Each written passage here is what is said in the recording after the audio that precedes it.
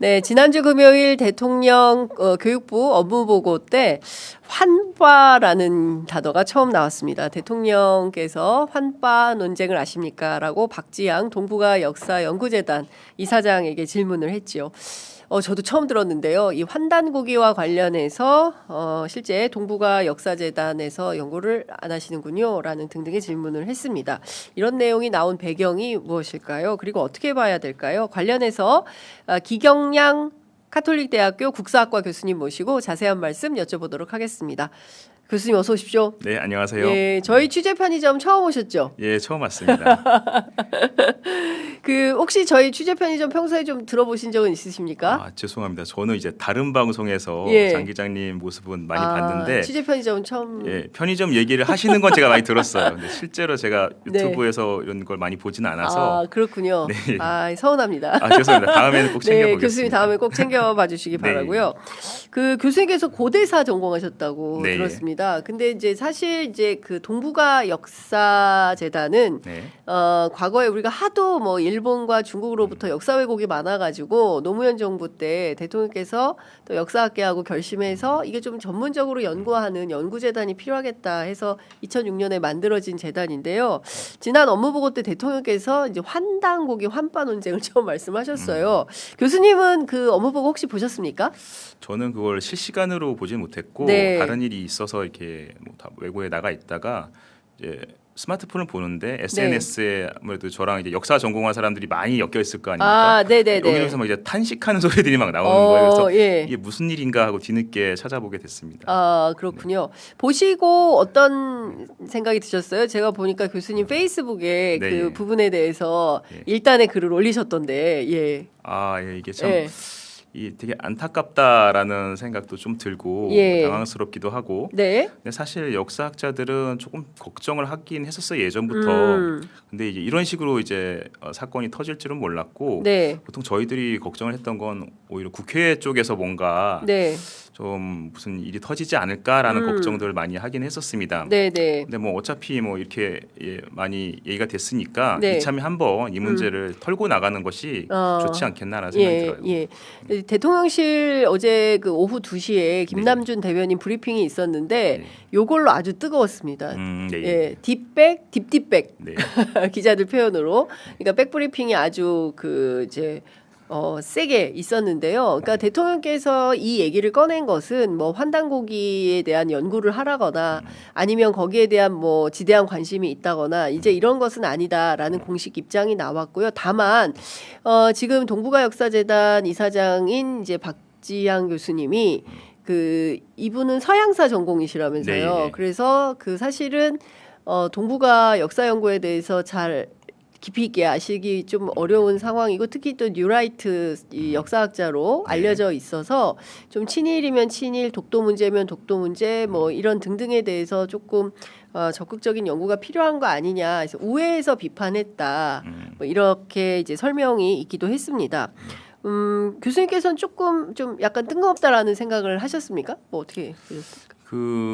글쎄요, 그 대변인께서 하신 말씀이 이제 확 와닿지는 않았어요. 왜냐하면 그런 취지였다면 사실 더 직접적으로 말씀하시는 게 나았다고 생각을 해요. 예를 들어서 동북아 역사재단 이사장이 뉴라이트인 거 알고 있고 많은 국민들이 거기에 대해서 걱정하는 면도 있으니 이 재단에 만들어진 취지 뭐 이런 것들을 잘 살려서 걱정 없이 업무를 잘 수행하라 뭐 이렇게 직접적으로 말씀하셨으면 문제가 없는 거잖아요. 근데 그걸 이제 환단고기 얘기를 꺼내신 게 약간 좀 안 맞는 거죠 사실. 적절하지 않았다는 생각이 들고 근데 다행인 것은 공식적인 입장은 대통령이 환단고기를 믿거나 연구하라고 지시한 건 아니다라는 게 이제 공식적인 워딩이잖아요.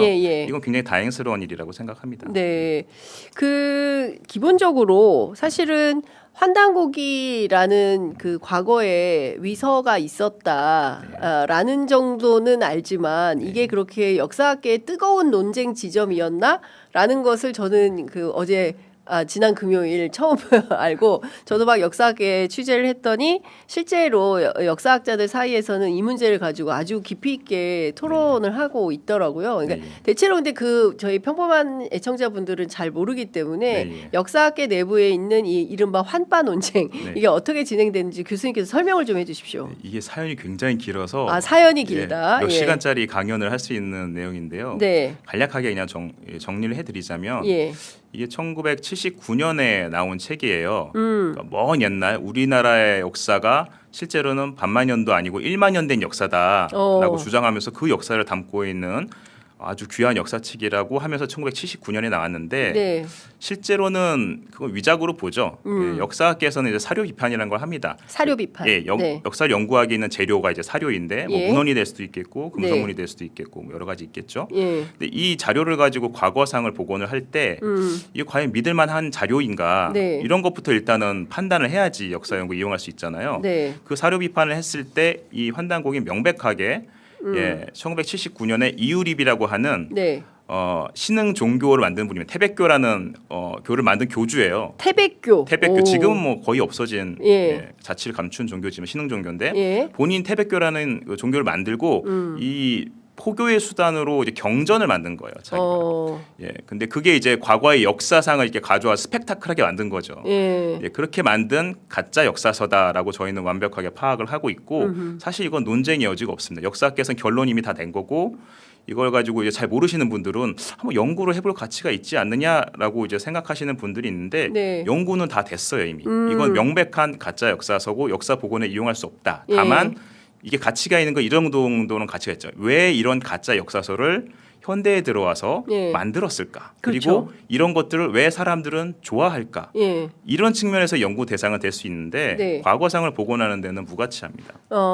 기본적으로 이런 역사서를 가지고 이제 신흥 종교 교주가 자기가 어떤 그 교세를 확대하고 하는 배경에는 다 떠나서 핵심적인 건 이런 거 아닌가요? 뭐 민족 우월주의.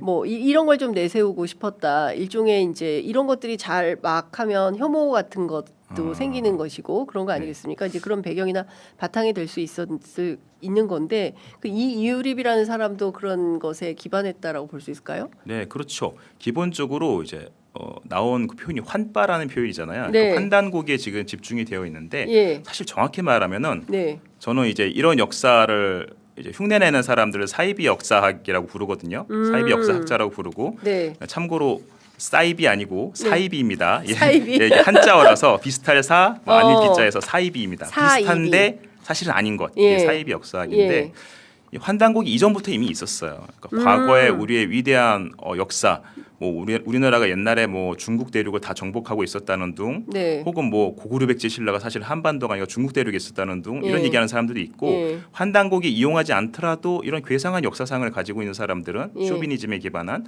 원래 있었습니다. 원래 있고 거기에 이제 환단곡이라는 게 더 얹혀진 거죠. 그래가지고 이게 가장 좀 많이 유명해지다 보니까 환빠 뭐 이런 것들이 좀 멸칭이긴 합니다만 대명사처럼 이 환단곡이가 얘기가 되는 것뿐이지 실제로는 그런 사람들은 많습니다. 그리고 이런 분들이 참 여러 가지로 이제 폐해를 일으키는데 대표적인 게 이제 국제적인 문제를 일으키는 게 이런 겁니다. 뭐 인터넷을 많이 사용하시는 분들은 들어본 적이 있을지 모르겠는데 중국에서 이제 소위 반한 감정을 가지고 있는 사람들이 인터넷상에서 막 이렇게 한국인들 욕한다는 거야. 한국인들은 역사를 훔쳐가는 사람들이다. 도둑놈들이다. 왜? 공자도 한국인이라고 얘기하고 한자도 한국 거라고 얘기하고 막 이렇게 주장한다 한국인들은 이렇게 막 중국인들이 한국인들을 막 비난한다는 거예요. 우리 그런 적 없는데. 그렇죠. 우리는 한국 사람들 그 얘기 들으면 되게 황당하잖아요. 우리가 언제 그랬냐. 쟤네들은 왜 말도 안 되는 내용을 우리를 모함하냐라고 우리는 또 중국인들을 또 싫어하고 그렇습니다. 이런 일들이 발생하잖아요. 오히려 중국인들이 한복은 뭐 자기네 소수민족이 입었던 거고 뭐 김치도 파오차이라고 해서 뭐 자기네 민족 뭐 소수민족의 거다 이렇게 주장을 해서 오히려 그걸 가지고 또 논쟁을 하고 있죠. 그런 일이 있는데 여튼 양국 간에 사실 불필요하게 이렇게 막 안 좋은 감정들이 오고 가는 그런 상황이 발생하는데 사실은 이런 얘기를 하는 한국인들이 있는 거예요. 이 사이비 역사학을 믿는 사람들이 있다. 공자도 한국인이고 예. 갑골문도 우리나라 거고 한자도 우리나라 거고 이런 얘기를 실제로 주장합니다. 근데 이런 걸 이제 일반적인 한국인들은 예. 전혀 모르잖아요. 그렇습니다. 근데 이런 이상한 케이스들을 예. 가져다가 일본이나 중국이나 이런 외국에 있는 한국을 좀 좋아하지 않는 그런 예. 사람들이 예. 좋은 불쏘시개로 쓰는 거죠. 그러니까 이게 사실 국제적으로도 계속 문제를 일으키고 있는 거예요. 우리가 잘 몰라서 그렇지 이런 분들이. 예. 그러니까 뭐 저희들은 그냥 그 한국에서 그 학교에서 배운 뭐 그런 정도의 역사 지식을 갖고 있는데 네. 이 역사 논쟁을 하는 사람들끼리는 인터넷상에서 이걸 가지고 막 다툼을 하고 있다는 거죠. 일본하고도 그런 게 좀 있습니까? 중국 말고? 일본에서도 이걸 가져왔습니다. 아까 말한 것처럼 이제 이런 사이비 역사학자들이 얘기하는 게 굉장히 허황되고 예. 제3자의 입장에서 봤을 때는 말도 안 되는 얘기거든요. 네. 이건 우리가 이제 바꿔서 생각해 보면 알 수 있는데 한국 사람들이 고대 아주 상고 시대에 우리가 굉장히 큰 나라를 가지고 있었고 힘도 셌고 이런 얘기하면은 일단 기분은 좋잖아요. 네. 그러니까 이제 긍정적으로 좀 이제 받아들일 수 있거든요. 그럴 수도 있나? 네. 한번 검토해 볼 만한가 이렇게 생각하는데 예. 반대로 한번 일본인들이 고대 일본이 이제 유라시아 대륙 전체를 지배했고 네. 초고도 문명을 만들었고 이런 얘기를 한다고 하면 황당무계하잖아요. 네. 근데 이런 얘기하는 사람이 실제 일본에 또 그런 사이비 역사하는 사람이 있고요. 우리나라에만 있는 게 아니라 전 세계 다 있어요. 그래서 뭐 유럽 같은 데도 보면 폴란드에 보면 무슨 레흐 제국이라는 뭐 고대 제국이 있었는데 이게 로마 제국보다 컸다라는 식의 사이비 역사하는 사람도 있거든요. 전 세계에 있군요. 사이비 전 세계에 있습니다. 역사학자가. 우리나라만의 특이한 상황은 아니고 예. 전 세계에 있는데 예. 우리가 이제 들었을 때 그런 외국의 사례를 들으면 얼마나 허황된 얘기인지 바로 들리잖아요. 느껴지잖아요. 예. 그런 얘기라는 거죠. 사실은 우리나라에서 이 환단곡 얘기하는 사람들. 네, 그렇군요. 그런데 또 이 한겨레 신문 보도에 따르면 환단고기를 신봉하는 유사 역사학계에는 이 주류 역사학자들이 식민사관에 물든 자들이다. 예. 저죠, 저.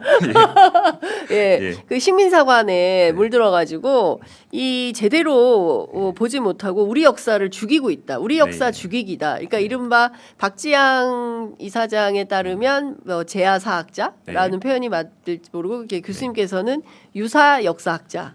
혹은 사이비 역사학자 뭐 같은 말입니다. 예, 이렇게 부르고 있는데 이제 이게 상당한 파벌이 있는 겁니까? 뭐 이렇게 논쟁 지점이 있을 만큼? 학문적으로는 뭐 논쟁이 될 수 없는 상태죠. 네. 왜냐하면 저쪽에서 하는 얘기들은 역사학계에서는 도저히 받아들일 수 없는 굉장히 저급한 수준의 얘기들을 하고 있는 것이고, 뭐 비유하자면 이런 거죠. 미국에 보면은 지구 평평론자들 있잖아요. 지구 평평론자들 있죠. 예, 지구가 구형이 평평하다. 아니라 쟁반처럼 둥글게 생겼다. 그런데 이 사람들 여기에 끼어드는 게 음모론이 끼어들거든요. 그거를 근데 우리는 왜 모르고 있는가? 나사가 숨기고 있다. 이게 같이 들어가야 되는 거죠. 왜냐하면 일반적으로 학교에서 배우는 건 지구는 구형이니까. 그렇습니다. 예, 근데 이런 식으로 해서 이제 음모론에 빠져들면 많은 사람들에게 호응을 얻을 수 있는 굉장히 맛있는 양념이 되는 거죠. 그것처럼 우리나라 사이비 역사 신봉자들은 일단 이 역사학자들이 다 이 진실을 속이고 있다. 이런 이제 구도를 만들어내서 사람들이 흥미를 자아내는 측면이 있고, 그리고 사실 모든 분야에서 전문가 집단의 얘기들이 신뢰성이 있잖아요. 아프면 의사 찾아가서 물어보는 거고, 법이 궁금한 변호사 찾아가서 물어보는 거 정상적인 거잖아요. 역사 쪽은 당연히 역사학을 전공한 역사학자들이 뭐 모든 걸 다 100% 아는 거 아니더라도 그래도 아무래도 전공하지 않은 분들보다는 많이 알 거 아니에요. 물어보는 게 이제 맞는 건데 그 권위를 일단 최대한 깎아내려야지 자신들이 생각하는 그 역사 사항을 사람들에게 설득할 수 있을 거 아니에요. 왜냐면 자기들은 전공자가 아니니까. 그러니까 역사학자들은 다 친일파이고 나쁜 사람들이다라는 이미지를 먼저 뒤집어 씌우고 그 다음부터 사람들을 설득하려는 그런 전술을 취하고 있습니다. 제가 알기로는 대한민국 학계에서 제일 그 적극적으로 투쟁하시는 분들이 역사학계로 알고 있습니다.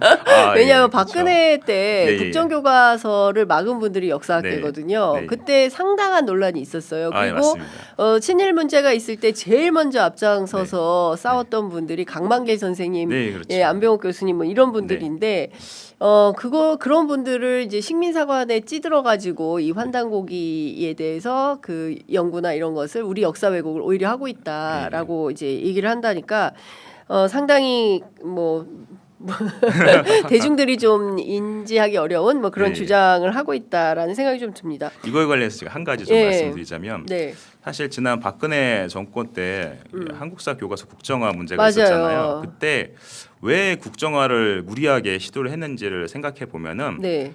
대부분의 한국 역사학계하고 뉴라이트 계열의 학자들하고 서로 학문적으로 대립하는 관계인 거예요. 네. 그러니까 뉴라이트 학자들이 생각하는 그 역사상을 네. 인정받고 싶은데 대부분의 한국 역사학계가 그거를 받아들이지 않고 있고 맞습니다. 그들이 자신들의 역사상을 담은 걸 교과서로 만들고 싶은데 실제로는 거민정 체제에서 채택이 안 됐잖아요. 네. 그러니까 그걸 국정화 해버리겠다는 무리수를 던진 거고 여기에 이제 반발해서 거의 98%는 될 겁니다. 제 생각. 98% 역사학자들이 다 반대하고 예. 투쟁했거든요. 저도 예. 이제 그때 같이 이제 목소리를 냈었고 네. 그때 많은 이제 젊은 역사 연구자들, 대학원생들도 모여가지고 여러 가지 단체도 만들고 성명서도 내고 뭐 저는 그때 유튜브 방송도 했었거든요.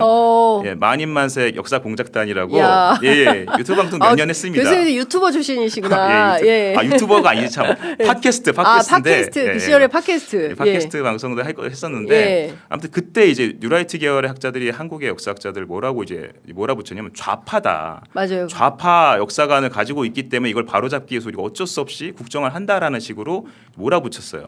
그러니까 한국의 역사학자들은 일단 그 사람들의 규정에 따르면 다 좌파예요. 네. 그런데 이제 사이비 역사학자들은 어떻게 부르냐면 한국 역사학자는 다 식민사학자다라고 불러요. 그러니까 네. 우리는 좌파이면서 식민사학자인 괴상한 존재로 규정이 네. 되는 거죠. 그러니까 예. 양 극단에 있는 사람들이 그런 식의 레토릭을 써서 이제 모함을 하는 거죠, 역사학자들. 네. 그런데 이제 이게 정치권으로 또 튀어왔습니다. 네. 그래서 뭐 이준석 개혁신당 대표, 또 한동훈 전 국민의힘 대표, 네. 또 김은혜 국민의힘 의원을 비롯해서 뭐 대통령을 향한 막 공격을 하기 시작했어요. 환단고기가 역사면 반지의 제왕도 역사다 뭐 네. 이렇게 백설공주를 뭐 역사적 사실이라고 주장하는 거다라고 이제 비판을 하고 있는데 이런 정치인들의 주장은 또 어떻게 들으십니까? 사실 이 건에 있어서 그분들의 그 워딩 자체는 네. 맞는 거죠. 사실 환단고기는 조작된 가짜 역사서니까요. 다만 이제 우리가 좀 주의해야 될 점도 있는데 네. 이 문제가 어떤 정파적인 문제로 다루어져서는 절대 안 되겠다. 왜냐하면 사실 이 사이비 역사학은 좌파 우파를 가리지 않습니다. 진보 보수를 가리지 않아요.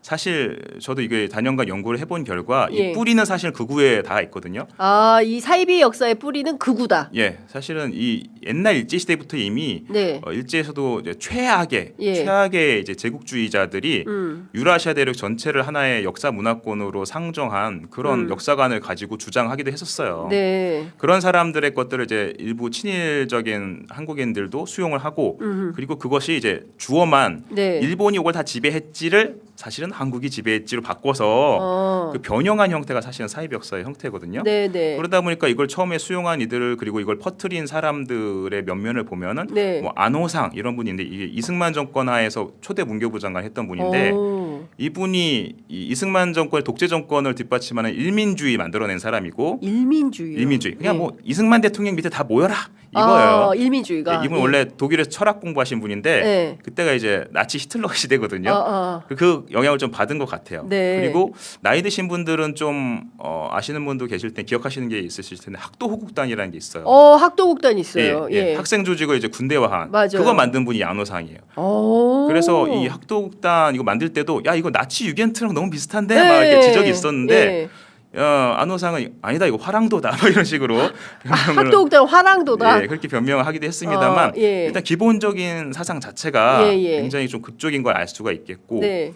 또 이제 그 외에도 뭐 박창함이라는 사람이 있는데 이 사람은 일제 시대 간도 특설대에 있었던 군인이고요. 출신이고 해방 이후에 5.16 군사 쿠데타 참여했던 사람인데 나중에 근데 이제 박정희랑 좀 틀어져가지고 이제 갈라서긴 했습니다만 제대한 이후에 또 이제 이쪽에 관심을 가져가지고 자유라고 하는 잡지를 만들었어요. 자유. 네. 여기에다가 이제 사이비 역사 쪽 글들 계속 실어가지고 군부대에 계속 보급하고 퍼뜨리는데 굉장히 중요한 역할을 했던 사람이고. 또 이제 임승국이라는 사람이 바로 이 환단고기랑 관련된 사람인데 이유립이 환단고기를 이제 조작해서 세상에 내놓은 이후에 여기 일본으로 한번 번역돼서 갔다가 다시 그걸 한국어로 번역해서 소개한 게 임승국이라는 사람입니다. 근데 이 임승국 예. 1980년대 초에 이제 전두환 정권 찬양하고 막 다 숙청해야 된다 뭐 이런 식의 얘기를 했던 다 숙청해야 된다. 뭐 그런 식의 사람이거든요. 예. 그러니까 이런 사람들 지금 뭐 반국가 세력이라 그러면서 다 잡아들여라고 한 윤석열처럼 그렇죠. 그런 망상에 빠진 인간처럼 네. 임승국이도 당시에 다 죽여버려야 된다 이런 주장을 네. 했다는 거죠. 그렇죠. 이런 사람들 몇 면을 보면은 그냥 예. 우리가 간단하게 규정할 수 있어요. 파시스트들이에요. 파시스트다. 이런 사람들이 이제 이 환단고기를 비롯해서 사이비 역사를 이제 세상에 퍼뜨린 사람들인데 네. 그래서 신군부도 80년대 신군부에서도 이거 되게 좋아했어요 군인들이. 네. 그래서 제가 환단고기를 좋아했다고요? 환단고기류를 되게 좋아했습니다. 예. 신군부가. 그렇죠. 왜냐하면 군인들 입장에서 봤을 때 막 고토 수복하고 막 땅 넓혀지고 기분 좋거든요. 경제 영토가 늘어난다. 뭐 이제 이런. 그러니까 군인들이 이거 가지고 제가 99년도에 군대를 갔는데 네. 그때도 정훈 교육 시간에 이런 거 영향을 받은 내용 많이 교육 받았고 논산훈련소 제가 갔는데 99년 당시에 이제 역사관이라는 게 있었어요 거기에. 거기 가보면 이제 환단고기에 나오는 가림토 문자 이런 거 전시하고 막 이랬어요. 그러니까 기본적으로 이 토양이 파시즘에 기반한 겁니다. 사이비 역사학이라는 것이. 근데 우리나라의 특별한 또 역사적 경험이 있잖아요. 뭐냐면 우리가 과거에 식민 지배를 당했고 그렇습니다. 또 이제 해방 이후에도 강대국들에 의해서 자위랑 달리 이제 분단이 되고 이런 과정에서 민족주의가 굉장히 진보적인 역할을 수행을 했던 그런 시절이 있었잖아요. 그러다 보니까 불행하게도 이런 파시즘에 기반한 사이비 역사학의 역사상을 이것은 민족주의적이니까 진보적인 거 아니야라고 수용하는 진보 계열의 사람들이 꽤 있었던 거예요. 그 실상은 사실 이거 파시즘인데. 그걸 모르고. 그냥 되게 나이브하게 이거를 우리나라의 좋은 얘기니까 애국하는 거니까 좋은 거다라는 식으로 받아들이는 분이 있었고 그러다 보니까 이 사이비 역사의 수용자층은 좌파 우파를 가리지 않고 굉장히 폭넓게 있고 그렇기 때문에 사실 지금 뭐 민주당을 공격할 문제가 아닌 거예요. 왜냐하면 저쪽 당에 제가 다 알고 있거든요. 정치인들 중에서도 사이비 역사에게 우호적이거나 심취해 있는 분들 굉장히 많습니다. 근데 뭐 이참에 뭐 한동훈이나 이준석 같은 분들이 말씀하셨으니까 자기 당에서 혹시라도 그런데 빠져 있는 분들이 있으면 잘 좀 말씀하셔서 이거 문제 있는 거다라고 일단 본인들 당에 있는 걸 잘 단속을 하시기 바라고요. 민주당은 민주당대로 이제 이게 굉장히 리스크한 문제라는 걸 좀 인식을 하고 역사학자들 얘기를 좀 들어봤으면 좋겠습니다. 그렇군요. 어쨌든 이제 이재명 대통령이 이제 환빠 논쟁, 환단고기라는 사실 그동안 저는 수면 아래에 있었는지 모르겠지만 최근에 좀 이게 논쟁이 치열하게 있었습니까? 굉장히 이제 일반 분들은 잘 모르시죠. 역사 쪽에 있는 사람들은 이미 굉장히 대통령, 오랫동부터 이제 골머리를 알아왔던 문제. 이재명 대통령 어떻게 그걸 알고 이렇게 딱 꺼내가지고 그 얘기를 하셨을까요? 아마 이제 본인이 만약에 뭐 역사책 같은 것들을 좀 읽어본다든지 혹은 주변에 보좌진이나 이런 데 역사 관심 있는 사람들도 있으면 이게 자연스럽게 역사에 관심 있는 사람들 한 번씩은 접할 수밖에 없는 얘기예요. 왜냐하면 저부터도 고등학교 때 이런 얘기들 책 읽고 그런가 하면서 혹했던 적이 있거든요. 대부분의 역사학자들이 뭐 어렸을 때부터 역사 덕후들이었을 거 아니에요. 그렇죠. 대부분 책을 막 읽다 보면은 이런 게 걸리게 돼 있어요. 그러면 그런가 하는 시절이 한 번씩 있습니다. 근데 조금 더 이제 연구를 하고 공부를 하다 보면 당연히 이건 사실이 아니고 엉터리라는 걸 알게 되지만 이제 깊이 안 들어가면은 잘 모르는 상태에서 이것도 나름대로 일리가 있을 수 있지 않나라는 생각을 가질 수도 있는 거죠. 그렇군요. 어찌됐든 그 좀 동북아 역사재단이 뭐 지금 뭐 그 중국과 일본에 대한 뭐 이런 천착된 내용들은 하지만 그밖에 이런 문제들의 고대사에 대해서도 연구하는 기관은 맞는 거죠. 그럼요. 굉장히 연구를 열심히 하고 있고요. 그리고 굉장히 많은 성과도 냈고 제가 이제 연구 재단에 계시는 분들도 많이 알고 있는데 많은 노력을 하고 있습니다. 그런데 이제 안타까운 건 뭐냐면 일반인분들 잘 모르지만 몇 년 전에 동북아 역사재단에서 이제 아주 정상적으로 잘 수행하던 사업들이 몇 개 있었어요. 그것들이 사이비 역사학자들의 이제 공세 그리고 이 사이비 역사학자들의 그 설득에 넘어간 정치인들의 압력에 의해서 그게 이제 무너진 적이 몇 번 있습니다. 연구가 되게 큰 저는 국가의 이익이 굉장히 크게 손해가 난 손실된 그런 사건이라고 생각하는데 대표적인 게 동북아 역사 지도를 만드는 사업이 폐기된 일이 한 번 있었고요. 이게 굉장히 중요한 사업이었거든요. 사실 여러분들이 역사 지도라고 하면 거의 대부분 중고등학교 다닐 때 뭐 역사부도 요 정도 생각하실 거예요. 뭐 우리나라 고대사 하면 뭐 4세기 백제, 뭐 5세기 뭐 고구려, 6세기 신라 지도 그려진 굉장히 단순한 형태의 지도 이런 거 기억하실 텐데 동북아 역사 지도 같은 경우는 전 역사 시대의 뭐 시간값과 공간값을 다 부여해가지고 네. 만든 디지털 지도예요. 그래서 이 입력을 딱 하면 그게 역사 이제 지도상에 쫙 나오게 네. 예, GIS 기반에서 이런 거 이제 한 8년 동안 진행을 하고 있었는데 네. 이제 이걸 문제 삼은 거죠. 실제로는 아무 문제가 없는 거였고 네. 사실 완성이 되면은 우리 학계의 연구에 큰 발전을 할 수 있고 또 역사 교육이나 이런 데도 큰 도움이 될 수 있는 그런 작업이었는데 이 사람들이 막 이 여기 뭐 낙랑군이 왜 평양에 그려져 있느냐, 네. 뭐 독도를 일부러 안 그렸다라는 모함을 막 하는 거죠.